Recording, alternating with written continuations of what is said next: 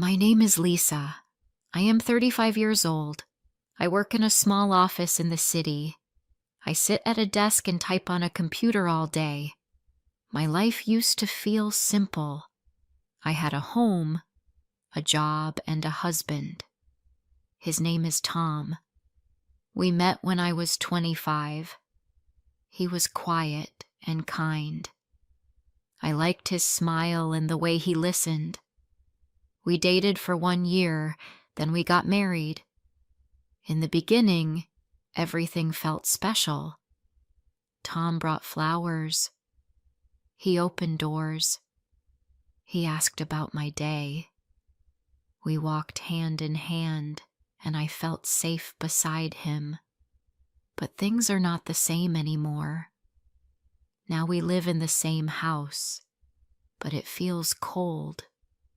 He sleeps next to me every night, but it feels like I am lying beside a stranger.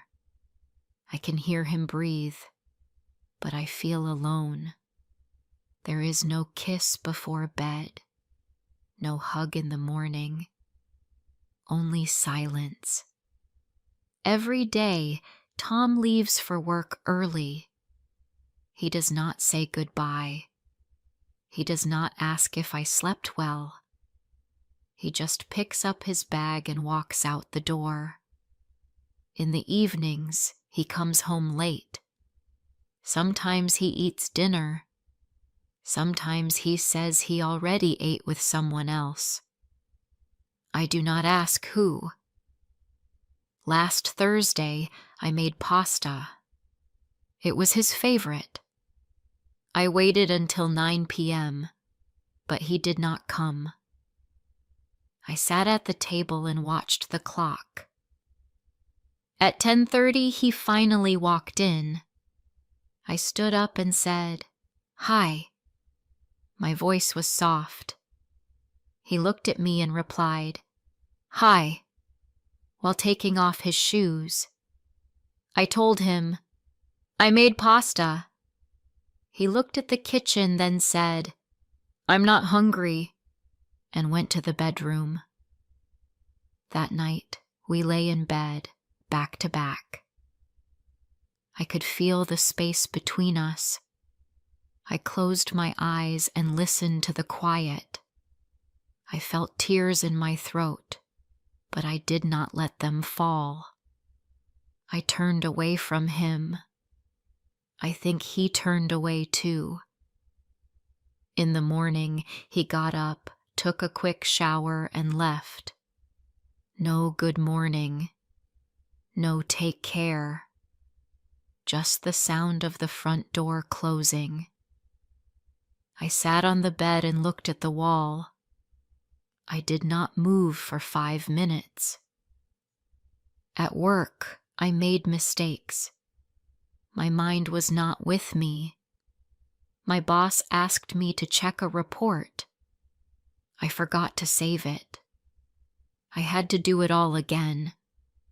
My hands felt cold. I could not stop thinking about Tom. Was it my fault? Did I stop being interesting? Did I stop being pretty? That evening, I wanted to try again. I bought chicken and vegetables. I cleaned the house. I wore a nice blue dress he once said he liked. I even wore the same perfume I used years ago. I cooked a warm dinner. I lit a small candle and waited. Tom came home at 8:45. I smiled and said, "I made dinner. Your favorite." He looked at the table and said, "I'm tired. I'll eat later." Then he sat on the couch and stared at his phone. I sat across from him and said nothing. I picked up my fork and ate alone. The food was warm, but my heart felt cold. I kept looking at him, hoping he would say something. He didn't. After dinner, I sat next to him on the couch. "Tom," I said. He didn't look up. "Do you still love me?" I asked. He turned his head and looked at me. His face had no emotion. "Why do you ask that?" he said. "Because you don't talk to me. You don't touch me. You don't see me," I said. He stood up and replied, "I'm tired. I don't want to talk about this now." He walked away and closed the bedroom door. I sat there, looking at the floor. I felt something inside me break. It didn't make a sound, but I felt it. The next day, I stayed late at work. I didn't want to go home. I didn't want to face the silence again. My friend Sarah stopped by my desk. She looked at me and said, "You look tired." "I'm just busy," I said. "You also look sad," she said. I looked down. I didn't know how to reply. "Do you want to talk?" she asked. I shook my head. "Maybe later," I said. That night I came home around 8 p.m. Tom wasn't home yet. I sat in the kitchen and drank tea. I looked at my phone. No message. No missed call. Nothing. At 11:30, the door finally opened. Tom walked in, quiet. He didn't look surprised to see me awake. He said, "Hey," and walked to the bedroom. He smelled like perfume. Not mine. A strong, sweet smell. I stayed quiet. My hands gripped the teacup. I felt something sharp in my chest, but I said nothing. I followed him to the bedroom and lay in bed. He turned off the light and lay down beside me. The bed felt too small and too large at the same time. I didn't sleep that night. In the morning, he woke up late. He rushed to get ready. I watched him tie his shoes. He looked up and said, "I have a meeting. I'll be home late." I nodded. He grabbed his bag and left. Again, no kiss, no goodbye. I sat on the bed and looked around the room. The bed, the lamp, the mirror, the clothes. Everything looked the same, but everything felt different. I looked at the spot beside me where he sleeps every night. I whispered to myself, "I sleep beside a stranger." I got up, took a shower, and went to work. But the truth followed me. It sat with me on the bus. It stood with me in the elevator. It stayed with me at my desk. I was not sure what to do. I was not sure how to fix something that didn't speak anymore. At lunch, I sat outside with Sarah. I looked at the street, the cars, the people. "Is it still Tom?" she asked. "Yes," I said. "You don't look happy," she said. "I don't know how to be happy anymore," I replied. She looked at me and said, "Then maybe it's time to ask yourself a hard question." I didn't answer, but I knew the question, and I knew the answer might change everything. The next morning, I got dressed and left early. I did not eat breakfast. I did not say goodbye. Tom was still in bed. I did not want to see him. I just wanted to be alone. At work, I tried to stay busy. I answered emails. I printed papers. I made coffee. But my heart felt heavy. My hands felt weak. I could not smile. Before I share the rest of my story, I want to ask you something. Where are you listening from? Sometimes I wonder if someone out there truly hears me, someone who understands what I'm feeling. It gives me strength to know I'm not alone. So please, tell me in the comments. At lunch, Sarah came to my desk. She said, "Come eat with me." I did not want to, but I said yes. We sat on a bench outside. The sun was warm. The sky was blue. But inside, I felt cold.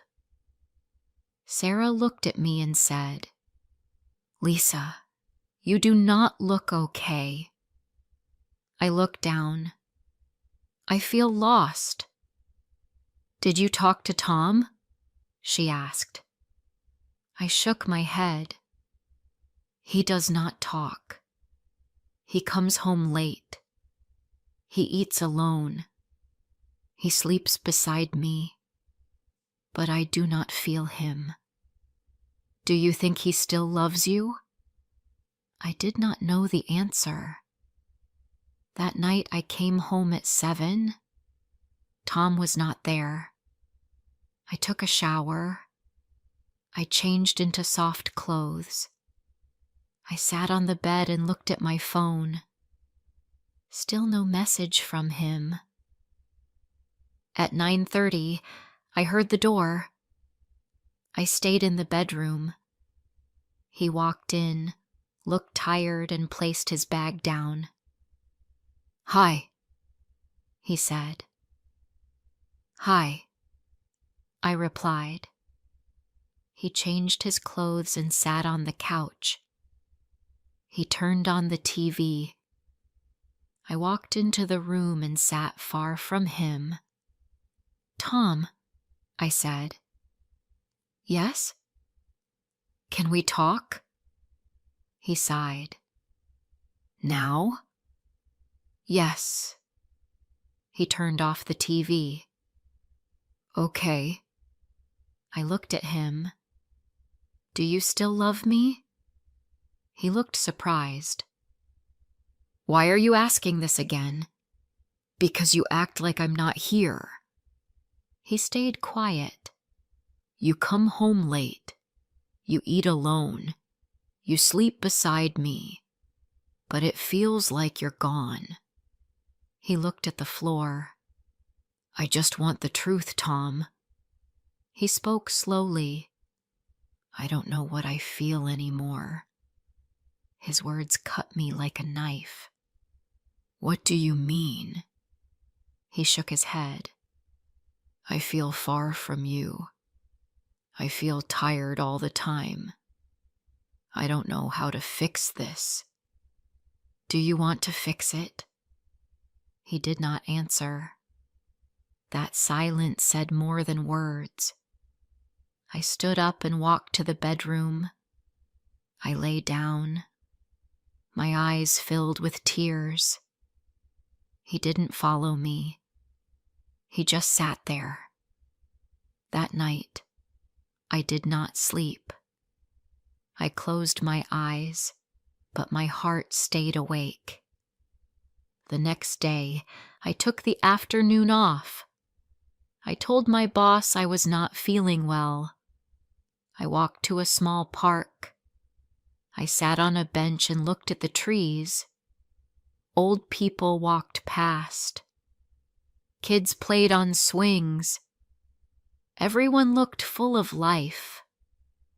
But I felt empty. I thought about the past. I thought about our first date. I wore a red dress. Tom brought me flowers. He looked nervous and sweet. We laughed at the same jokes. He called me his person. I thought we would grow old together. But now, we were just quiet people in the same house. My phone buzzed. It was Sarah. "How are you feeling?" I typed, "Like I live with a stranger." That night, I made soup. I placed 2 bowls on the table. I waited. Tom came home at 8:15. He looked surprised. "I made dinner," I said. He sat down. "Thanks." We ate in silence. After a few minutes, I spoke. "Tom, I want to try.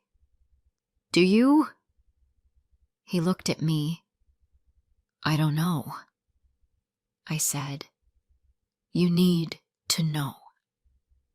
He stood up and said, "I'm sorry. I can't do this now." He walked to the bedroom and closed the door. I sat alone and looked at my bowl. The soup was still warm, but I felt frozen. That weekend, I stayed in. I cleaned the house. I did the laundry. I baked bread. Tom was home, but we did not talk. He watched TV. He played with his phone. He left to get coffee. He came back with none for me. I sat on the bed Sunday night and looked at the wall. This is not love, I thought. On Monday morning, I packed a small bag. I took a few clothes. I took my toothbrush. I left a short note on the table. "I need time. Please don't call." I took the train to Sarah's place. She opened the door and hugged me. "I can sleep on the sofa," I said. "No," she said. "You take my bed." I looked at her and cried. I did not want to, but I did. That night, I lay in Sarah's bed. I looked at the ceiling. I felt sad, but also free. There was no silence pressing on me, no cold wall in the bed, just quiet peace. Tom did not call. Not that night. Not the next. I went to work. I ate with Sarah. I walked in the park after dinner. I felt like I could breathe again. After 3 days, Tom sent a message. "Can we talk?" I stared at the screen for a long time. I didn't reply. I looked out the window. The city lights were soft. My chest felt tight, but I also felt strong. For the first time in years, I was listening to myself. That night, I sat by the window. I looked at the street lights. Cars passed. People walked. Life moved on. I held my phone, still looking at Tom's message. He wanted to talk, but I didn't know what to say. I stayed at Sarah's place for one more night. She made tea and told me, "You don't have to go back just because he asked." I nodded. "I know. I just feel tired. Everything feels heavy." "You don't have to decide now," she said. "Take your time. The next morning, I woke up early. I sat in the kitchen with a cup of coffee. I thought about my life, about Tom, about the love we used to have. It was real once, but it felt so far away now. It felt like another life. I looked around Sarah's small apartment. It was quiet, clean, warm. I felt safe there, but I also knew I couldn't hide forever. That afternoon, I texted Tom. "We can meet. Just talk.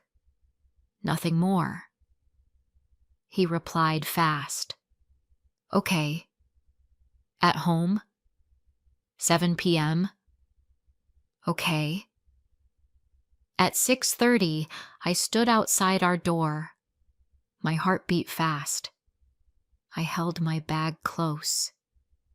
I didn't know if I was ready. I didn't know what I wanted to hear. I opened the door. Tom was already there.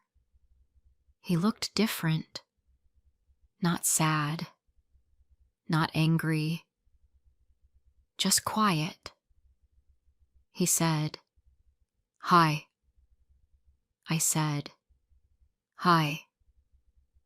I walked in and sat on the edge of the couch. Tom sat across from me. For a long moment, no one spoke. Then he said, "Thank you for coming." I nodded.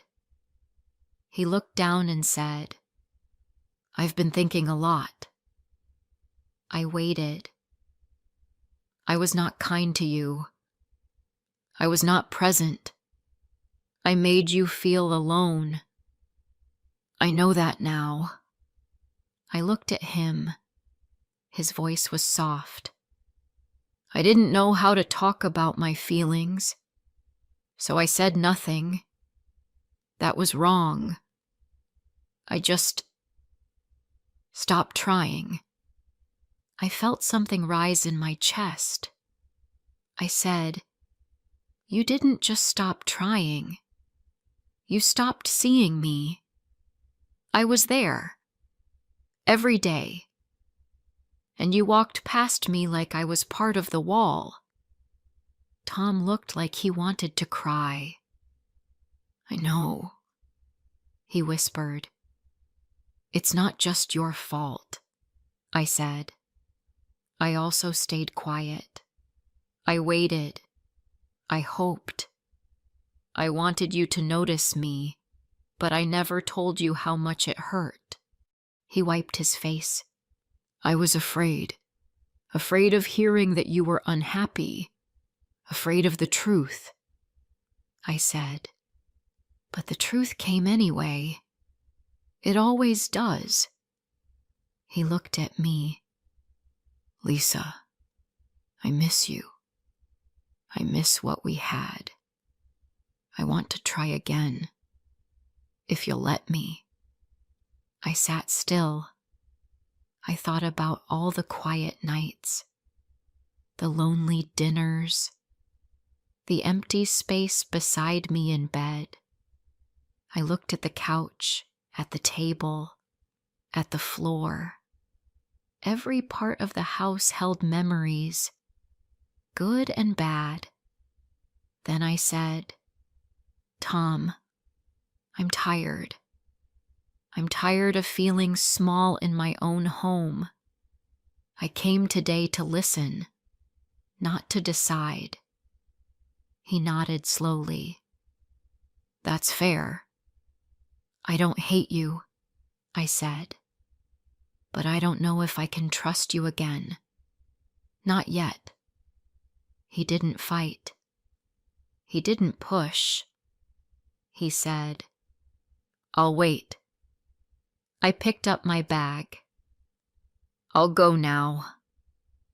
"Okay," he said. "Take care." I walked out the door. The air outside felt cold, but my heart felt clear. Over the next few days, I stayed at Sarah's place. I went to work. I listened to music. I read small books. I talked more. I smiled more. Sometimes I cried, but the pain started to feel lighter. One evening, Sarah asked, "Do you think you'll go back?" I said, "I don't know. Maybe. But not as the same woman. Not with the same silence." "You're stronger now," she said. "Maybe," I said. "Or maybe I just remember who I was before." The next weekend, I met Tom again. This time, we went to a small coffee shop near the park. He looked nervous. I sat across from him. He said, "I started seeing a counselor. Just one session so far." I was surprised. "Why?"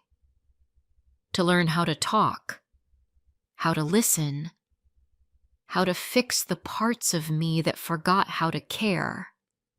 I nodded. "That's good. I'm not asking you to move back now," he said. "I just want to be better." I looked at his eyes. "Not for me. For yourself." "Yes," he said. "For myself. And maybe for us." We sat in silence for a minute. It was not a heavy silence. It felt honest. I said, "I'm still hurt, Tom. I'm still unsure." "I understand. Sometimes I still feel like I slept beside a stranger." He looked down. "I was that stranger." We finished our drinks. He said, "Can I see you again?" "Yes," I said, "but slow." "I can do slow," he said. And this time, I believed him. A few weeks passed. We met once a week. No pressure.